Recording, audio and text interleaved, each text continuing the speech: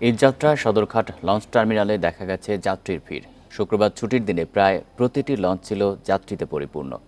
Launch ও ঘাট সংশ্লিষ্টরা বলছেন, বৃহস্পতিবারের চেয়ে শুক্রবার যাত্রী সমাগম বেশি।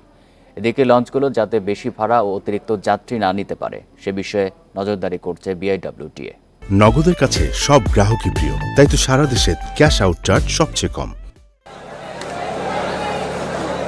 প্রিয়জনদের সঙ্গে ঈদ উদযাপনে বৃহস্পতিবার থেকে রাজধানী ছাড়ছে নগরবাসী।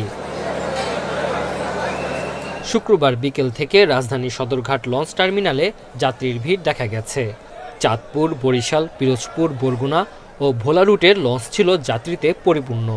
বিজয়নগর পর্যন্ত আসতে পারে জ্যাম বইটা হয়েছে আধা ঘন্টা, বইয়া থেকে আবার আইতে আইসি পুরো রাস্তায় জ্যাম। আমাদের লঞ্চে যাওয়া হয় বেশি, গাড়িতে কম যাওয়া হয়। যদি জরুরি কোনো কাজ থাকে সেক্ষেত্রে আমরা গাড়িতে যাওয়ার চেষ্টা করি। সবাই আছে তো ওদের সঙ্গে ভালো মতো ঈদ করার জন্য আর কি বাড়িতে যাওয়া।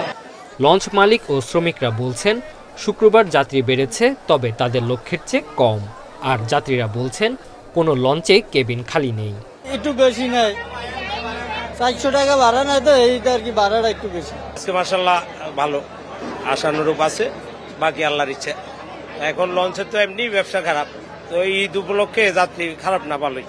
ঈদ যাত্রা নিরাপদ করতে সদরঘাট লঞ্চ টার্মিনালে কাজ করছে নৌ পুলিশ, র্যাব সহ আইন শৃঙ্খলা বাহিনীর সদস্যরা। নেওয়া হয়েছে বাড়তি সতর্কতা। পর্যাপ্ত সংখ্যক পুলিশ, র্যাব এবং নির্বাহী ম্যাজিস্ট্রেট আছেন, এরা কাজ করছেন। এছাড়া বন্দর সমন্বয় কমিটি কাজ করছেন।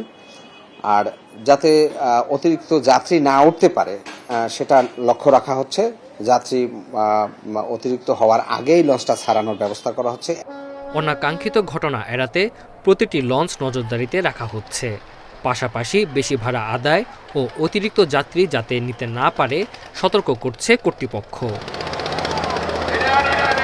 Tanzil Hasnat, independent news.